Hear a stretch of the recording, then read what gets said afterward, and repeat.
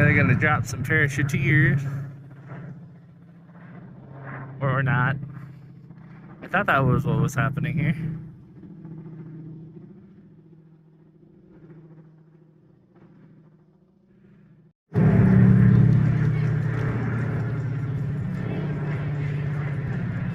There he goes.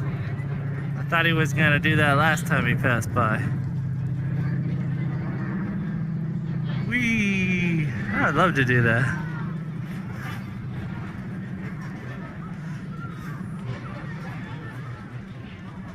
Alright guys, I know I just showed this out of sequence, but I am here at the 2023 air show out here in Apple Valley. You see that just pooped out a bunch of our parachuters over here. I'm gonna put that in order of the sequence that it happened, but I wanted to do a nice opening. I didn't do it when we came in. We just wanted to go straight to the back. We got some food and, you know, enjoying ourselves, me and my bro. So these guys just launched out, and I'm gonna take you around and show you some of the displays, like these airplanes over here. There's some more in the back, and we'll see some of the show. All right, so we come in, and for some reason we have a wall climb. That's cool. Got a plane here. Traffic just stops. It's fun. Excuse me. You get to try. And we got some facilities over here to the left.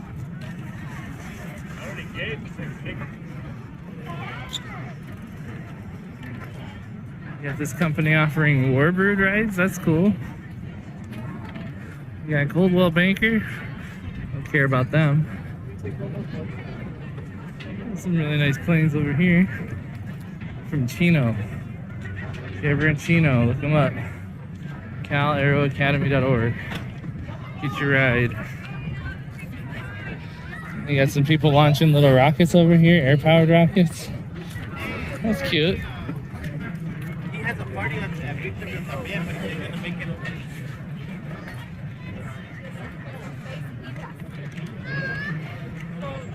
Little planes. We got here.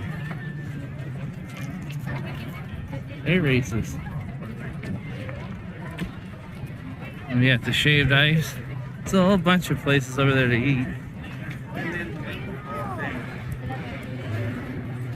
Coming through the line. We got the tumbling bear over here.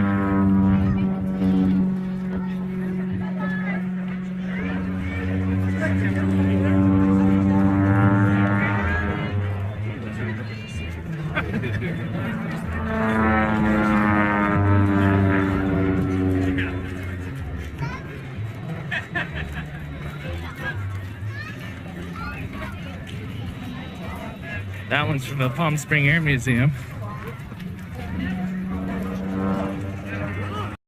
Some really cool stuff over here. These are like this kind of stuff a lot. That one's really cool. This one's rad.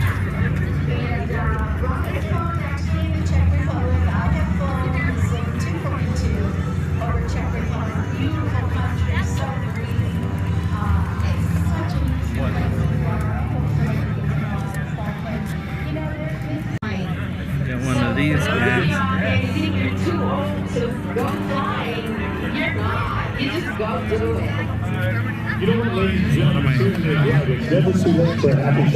Favorite planes right there, MiG 17. Once you fly a small airplane, you get pilot sponsor. I think these are like privately owned ones. You can put a different smile on your face.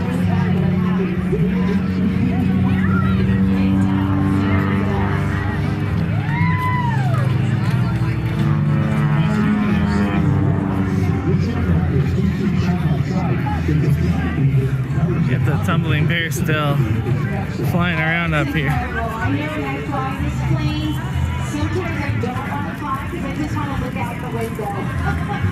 But this plane, the top speed of this plane is 143 miles per hour. So, you know, sometimes coming up the Palm Pass, you can look at the traffic down here on the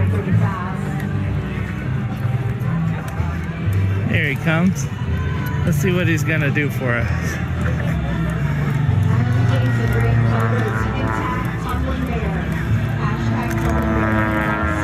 Hashtag tumbling bear. This is a jet-built aircraft. There's also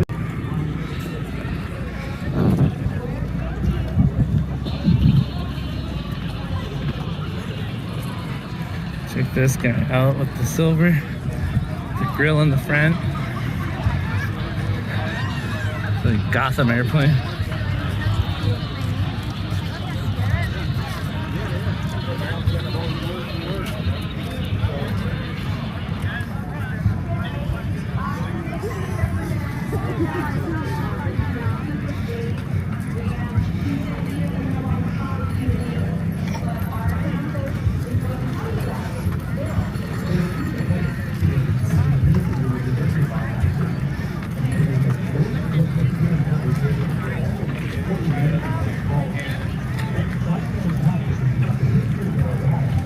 I like this one. The radial engine up front. All exposed like that, that's cool.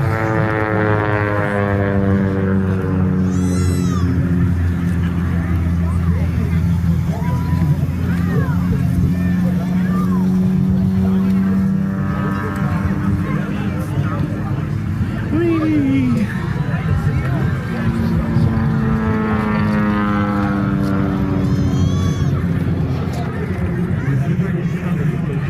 That's it for the planes, I think. I think over there there's some helicopters, but they're for our friends the pigs, so I don't really care about those.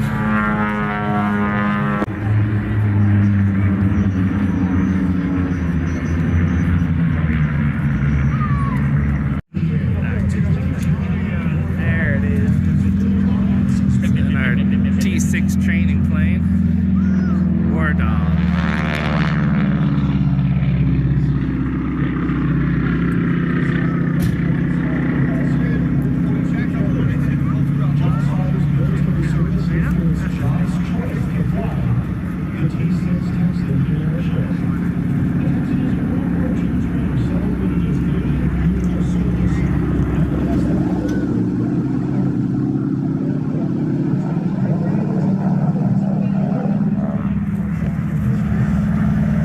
Comes.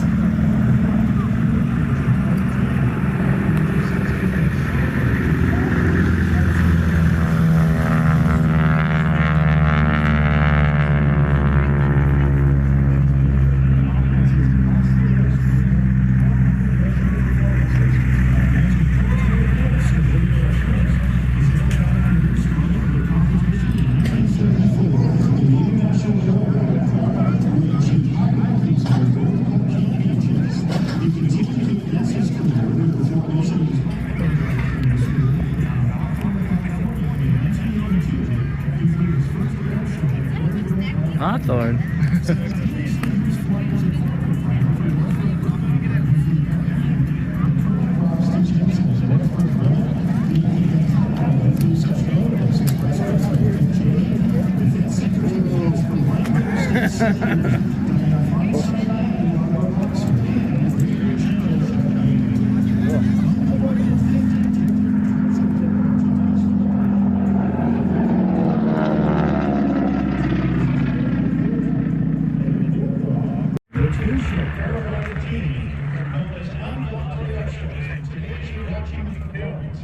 If you like what you see, you have a personal opinion to share of their performance here today. Please tag them on social media.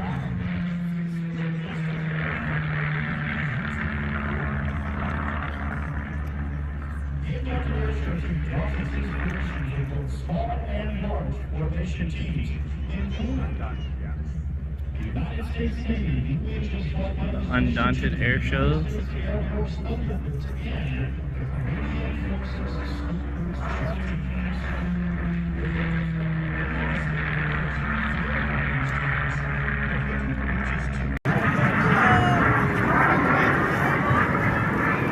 My phone can't find it.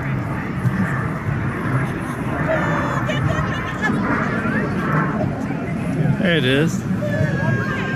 That's in 2x zoom. That thing is tiny. Yeah.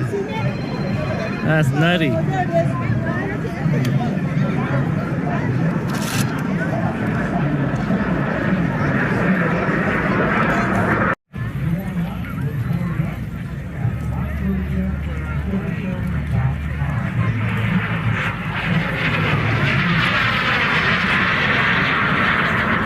So we got the tumbling bear over here. He's gonna tumble the airplane, but this is what I want to see. Look at this rad thing. This is freaking cool.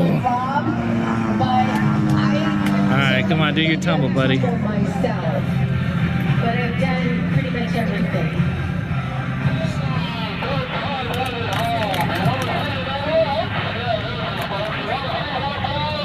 Up to you. You guys want to see another one, Rob asked? Yeah, do it. Oh my God, everybody says yes, Rob.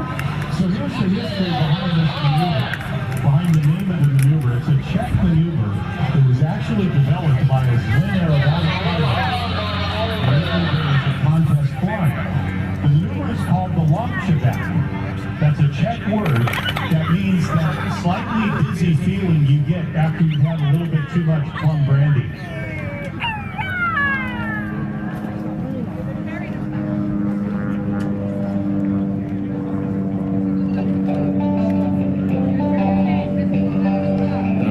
Music choice, but You guys having a good time today? Woo-hoo! You guys are amazing. Saw the billboards on the 15 freeway. Saw them on Facebook. I had nothing to do with that. Now, Susie, you did a great job. You and the volunteer staff have put together a great Apple Valley air show. Every year it keeps getting better. I don't know how you do it, but you make it better each You year. know how we do it? We do it because of the community support that we have. We have a lot of sponsors in the community that we could not do this event without them. And this is going to be landing soon. So catch them when he comes around. And that's what I'm December with the County Department of the Airport. Palm Springs Air Museum on the takeoff roll. The Bell D-63.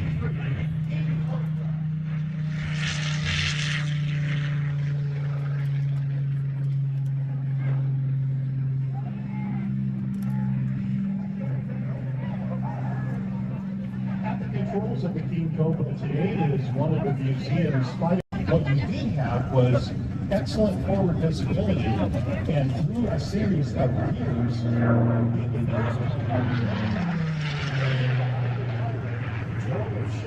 underneath the pilot seat. so they got next Chuck Coleman Aerobatics and the Extra 300L, but look who's after that. Jason Sums. Look at what he's getting ready in my MiG. I'm so excited for that. As he demonstrates for you a 4-point roll that then goes into a very quick aileron roll on the horizontal axis. Again, variations of all the basic aerobatic maneuvers.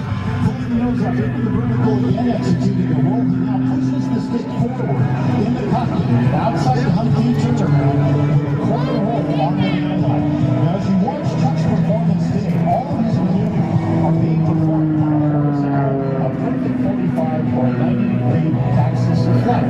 This is a sign of a competitive aerobatic fighter, because that's how they're judged in competition, their ability to fly that perfect axis of flight. The Extra 300 is capable of G-forces that can approach 10 positive Gs as well as 7 negative Gs. It's powered by a 6-cylinder, 300 horsepower, Lycoming engine.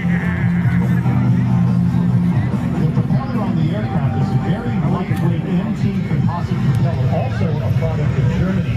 Now, what the lightweight of the propeller does is when you watch Chuck go through his vertical performances, he will reach a very low to zero airspeed, and also in his horizontal performances, he'll be maneuvering the airplane very quickly from the left to the right and back again.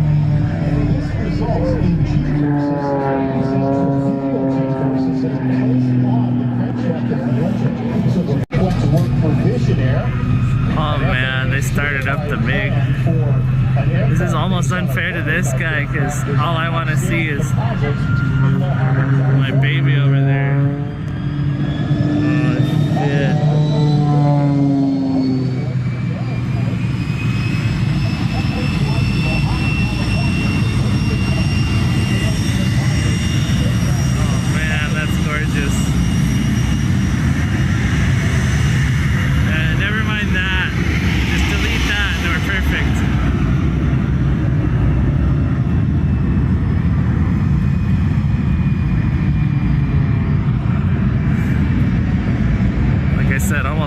of this guy. He's gonna do a diamond. Yep, then the turn right there. Many of you will remember the Spaceship One program, which successfully rolls the aircraft in a super slow aileron.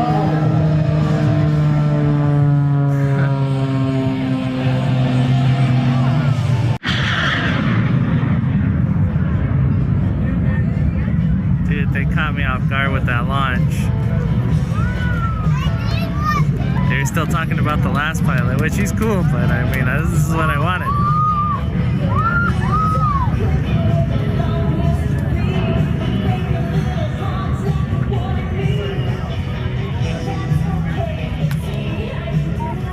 Oh, I can't see it. And ladies and gentlemen, quickly before Jason begins his maneuver, if Sarah Nelson is in the audience, Sarah Nelson, would you meet your son at the information tent in the rear center of the tent area, the airshow information tent. And now, ladies and gentlemen, from your airshow right, Jason Soames makes his first pass today in the magnificent MiG-17.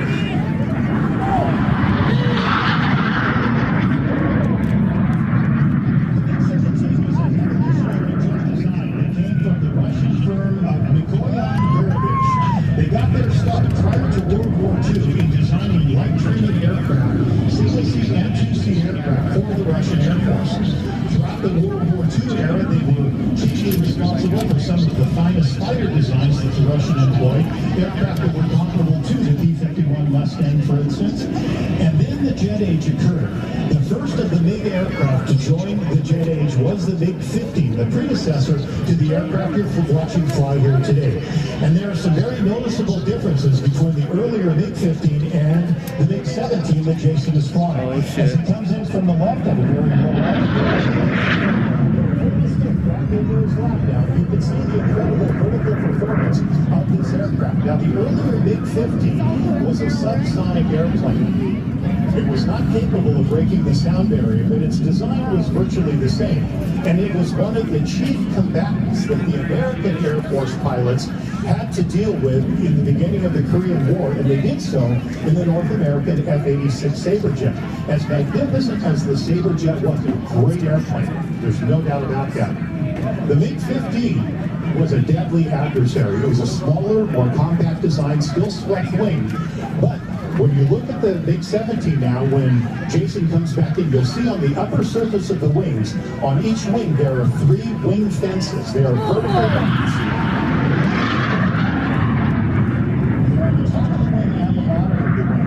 This was to increase the performance. The original MiG-15 only had 2, a smaller design, and it was subsonic. The Klimock jet engine that powers the MiG-17 is capable of providing supersonic speeds. Unfortunately, overheating my phone. Of breaking the sound barrier in combat.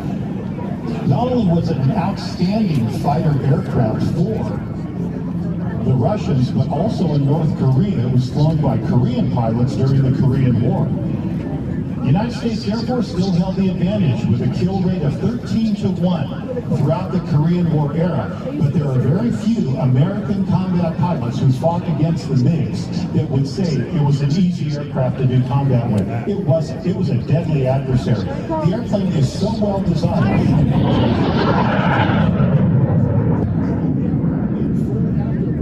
Which allows this aircraft to go through the speed of sound.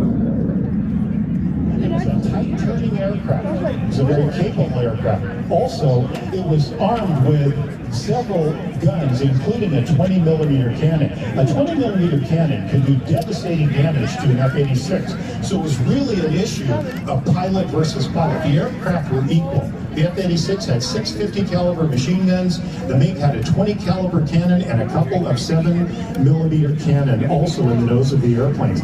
It got down to pilot ability. And the Koreans were no slouches. The Americans still enjoyed a higher kill ratio, but it was only because they learned how to dogfight the MiG-15.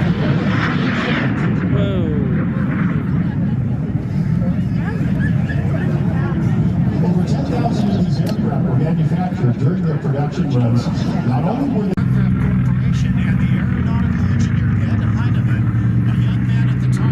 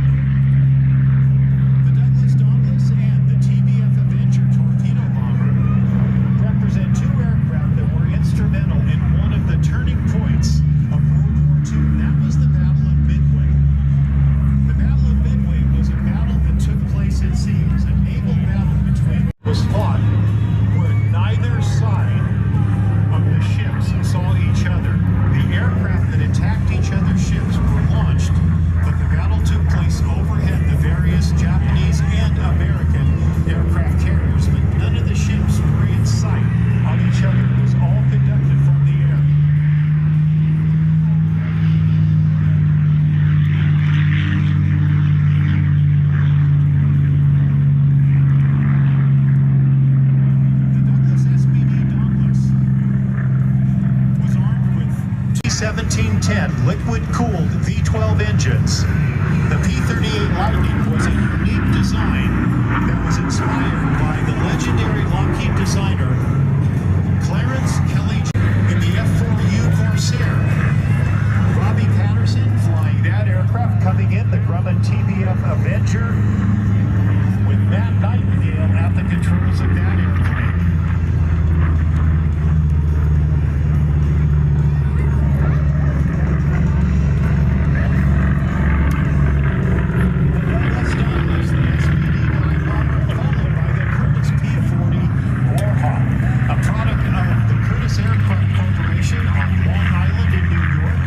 Was already in production at that time. That was the aircraft that defended Pearl Harbor during the opening days of World War II. Realized that it would not be a fighter capable of performing at higher altitudes. It was the British who put the Rolls-Royce Merlin engine on the P-51. They gave the Mustang its name, and the Merlin, with its two-stage blower, allowed the aircraft to perform at higher altitudes, which is what the British needed. As the war continued, the Packard Automobile Company here in the United States got the licensing rights to manufacture the Rolls-Royce Merlin, and from that point forward, all of the P-51s, the B, C, D, and the H model that came off the assembly line were powered by the Packard-built Rolls-Royce Merlin V12 engine. Once again, the Grumman TBF Avenger, the Douglas SBD Douglas Dive Bomber, the Curtiss T-40 Warhawk.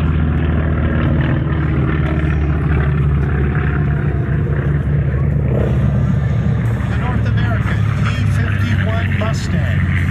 To the present. What started out as a one-time event has grown in popularity and demand, and now heritage flights are performed at air shows and special events in the United States and around the world.